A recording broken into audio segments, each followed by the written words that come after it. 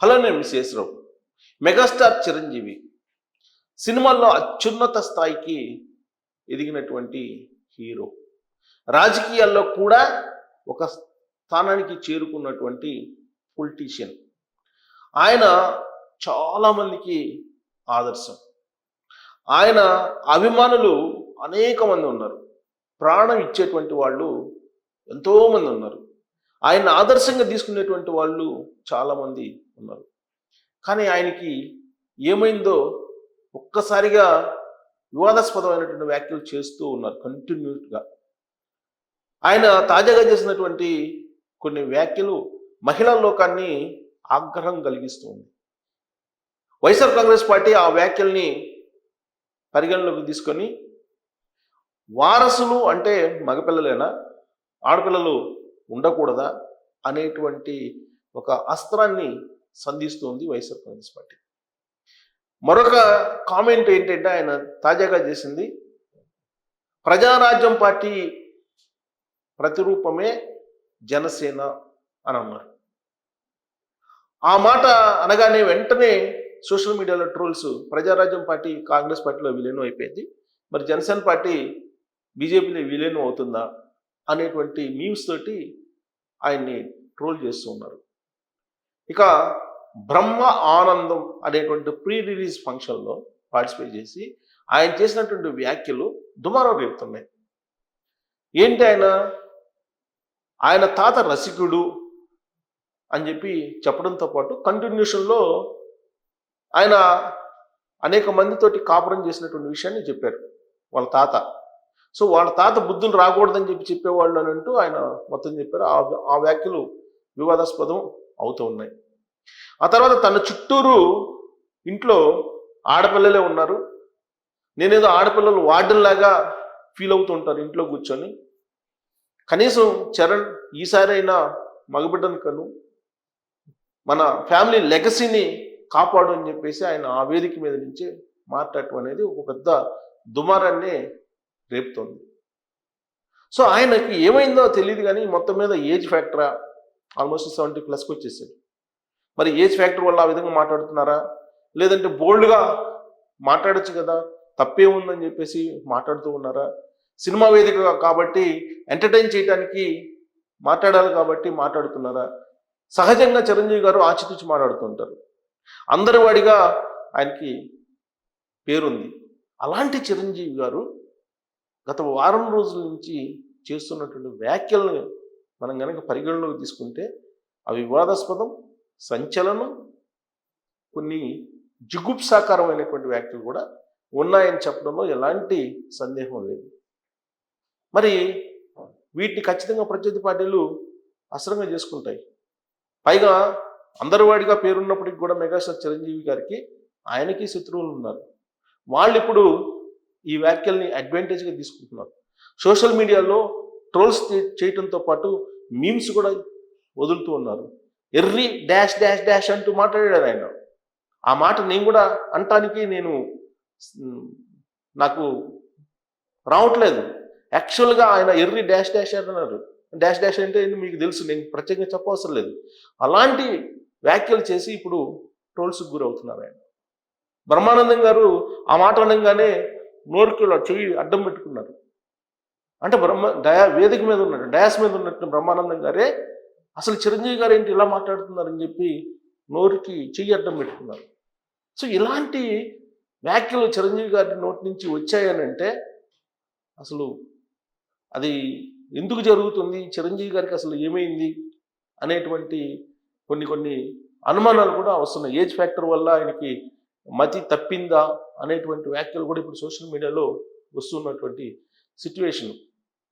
ఇప్పటికీ నేను రాజకీయాల్లోకి దూరంగా ఉంటున్నాను, కానీ రాజకీయాలు మాత్రం నన్ను వదలట్లేదని చెప్పి గతంలో ఒక సినిమాలో డైలాగ్ ఉంది.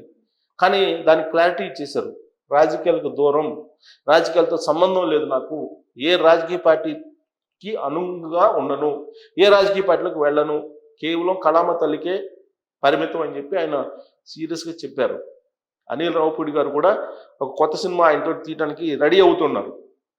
బ్రహ్మ ఆనందం అనేటువంటి ప్రీ రిలీజ్ ఫంక్షన్లో అనిల్ రావుపూడి డైరెక్టర్ ఆయన కూడా పక్కనే ఉన్నారు. చిరంజీవి గారు మాట్లాడుతున్నప్పుడు ఆయన కూడా ఆశ్చర్యానికి గురయ్యారు. ఆయన చేసినటువంటి వ్యాఖ్యలను విన్న తర్వాత చిరంజీవి గారు ఏమన్నారనేది నేను వీడియో ఉంది కానీ ఆడియో వినిపిస్తాను. కొన్ని 1, 2, 3 నేను చూపిస్తాను. మిగతావి ఉన్నాయి బట్ అవి నేను రివీల్ చేయదలుచుకోలేదు. ఇప్పుడు నా దగ్గర అందుబాటులో ఉన్నాయి చెప్తున్నాను, నేను వినిపిస్తాను ఆడియో, అది ఒకసారి మీరు వినొచ్చు. ఆయన నెల్లూరు వాసి కానీ మొగల్తూరులో సెటిల్ అయ్యి అక్కడ స్టేట్ ఎక్సైజ్ ఇన్స్పెక్టర్ రిటైర్ అయ్యారు. అండ్ ఆయన నీకు ఎవరు పోలికలైనా ఎవరి బుద్ధులు రావచ్చు కానీ ఆయన బుద్ధులు మాత్రం రాకూడదు అనేవాళ్ళు. అది ఎందుకంటే ఆయన రసికుడు. వాళ్ళ తాత గురించి చెప్తున్నాడు, రసికుడు అని. ఇంట్లో ఉండేవాళ్ళు నాకు 2 అమ్మమ్మలు. వీళ్ళిద్దరి మీద అలిగితే 3వ వ్యక్తి ఎవరు ఒక అన్ని కోల్పోయిన ఒక వ్యక్తి అని ఒక జాలి పనేది ఆవిడ దగ్గర అయ్యారు. అలా 3 మనకు తెలిసి 4, 5 ఉన్నాయో మనకు తెలియదు. నువ్వు ఈ ఫిలిం ఇండస్ట్రీకి వెళ్తున్నావు, అవకాశాలు ఎక్కువ ఉంటాయి, జాగ్రత్త. ఆయన మాత్రం ఆదర్శంగా తీసుకోవాలి. నేను తీసుకోలేదమ్మా. సో చిరంజీవి గారి తాతగారికి 2 భార్యలు ఉండేవాళ్ళట. మళ్ళా 3వ లేడీ ఎవరో ఉంటే మానవీయ కోణం నుంచి ఆలోచించి ఆవిడకి కూడా దగ్గర అయ్యాడంట. మరి 4 ఉన్నాయో లేదో తెలియదు కానీ అని చెప్పి చెప్తున్నారు. దీన్ని ఇప్పుడు ట్రోల్ చేస్తూ ఉన్నారు సోషల్ మీడియాలో. ఈ బుద్ధులు పవన్ కళ్యాణ్ గారికి వచ్చినాయి అని చెప్పేసి వైఎస్ఆర్ కాంగ్రెస్ పార్టీ సోషల్ మీడియాలో వైరల్ అవుతున్నటువంటి ఒక న్యూస్ ఇప్పుడు. సో చిరంజీవి గారు మరి ఇలాంటి వ్యాఖ్యలు ఎందుకు చేశారు అనేది ఒక పెద్ద క్వశ్చన్గా ఉంది ఎవరికి, అభిమానులకు కూడా. జనరల్గా మాట తోలరు ఆయన, మరి ఆయనే మాట తూలేరు అని అంటే విచిత్రమైనటువంటి పరిణామం అని చెప్పి చర్చించుకుంటున్నారు. ఇవి కాకుండా ఇంకా కొన్ని వ్యాఖ్యలు కూడా చేశారు ఆయన. అది రాధాకృష్ణ నాయుడు వాళ్ళ తాత పేరు, అది చెప్పారు. రాధాకృష్ణ నాయుడు పేరు. ఆయన ఇంకోటి కూడా ఎర్రి డాష్ డాష్ అనేది మొహం పెడతారు కదండి, ఎరుపు మొహం పెడతారు కదా, రెడ్ ఫేస్ పెడతారు కదండి. ఆ రెడ్ ఫేస్ అతనికి త్రోట్ అలా ఫిక్స్ అయిపోయింది. ఆ ఫ్లైట్ ఎక్కడో ఎయిర్ హోస్టెస్ చుట్టూ ఎన్ని కొత్త. అది ఇప్పుడు మీమ్స్ లో మొహం పెడతారు కదండి, ఇది ఆయన ఉపయోగించినటువంటి పదజాలం. సో ఇవి ఇప్పుడు బాగా వైరల్ అవుతున్నాయి. పొలిటికల్ గురించి మాట్లాడారు, ఆయన కుటుంబంలో ఉండేటువంటి వాళ్ళ తాత గురించి మాట్లాడాడు, వాళ్ళ కుటుంబంలో ఉండే ఆడపిల్లల గురించి మాట్లాడారు, మీమ్స్ గురించి కూడా మాట్లాడారు. ఇన్ని రకాల వివాదాస్పదమైనటువంటి కామెంట్లు చేసినటువంటి చిరంజీవి గారిని నెట్ జైల్లో వదిలిపెట్టడం లేదు. ఇప్పుడు ఆయన్ని రకరకాలుగా ట్రోల్ చేస్తూ ఉన్నారు, ఆయన్ని వేటాడుతూ ఉన్నారు.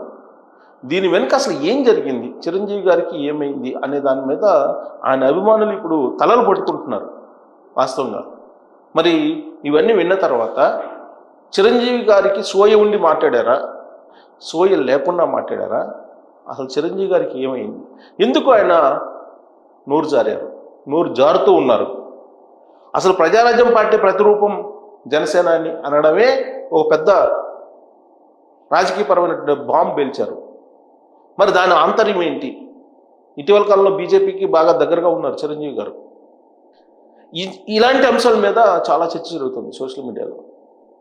మరి చిరంజీవి గారు అనాలోచితంగా చేశారా, బోల్డ్గా సినిమా వేదికల మీద చేసినటువంటి వ్యాఖ్యల కింద తీసుకోవాలా, ఆయన ఆలోచన సరళికి ఇవి అద్దం పడుతున్నాయి అనుకోవాలా?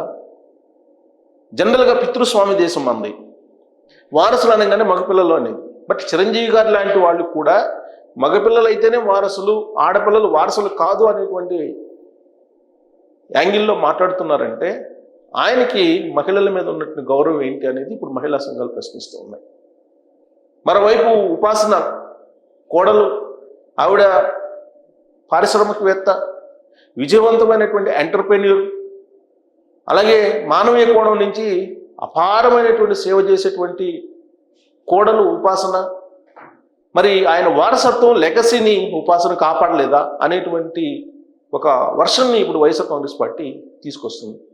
ఆ తీసుకొస్తున్న వాళ్ళు ఎవరో కాదు, వైఎస్ఆర్ కాంగ్రెస్ పార్టీ అధికార ప్రతినిధిగా లేటెస్ట్గా ఎంపికైనటువంటి శ్యామల, ఆవిడే ప్రెస్ మీట్ పెట్టి అడుగుతున్నారు చిరంజీవి గారిని, ఇలాంటి పరిస్థితి చిరంజీవి గారికి ఎందుకు వచ్చింది అనే దాని మీద మీరు కామెంట్ చేస్తూ ఆయన చేసినటువంటి వ్యాఖ్యల్లో మీకు అనిపించింది ఏందనేది కూడా తెలియజేయచ్చు. Thank you very much.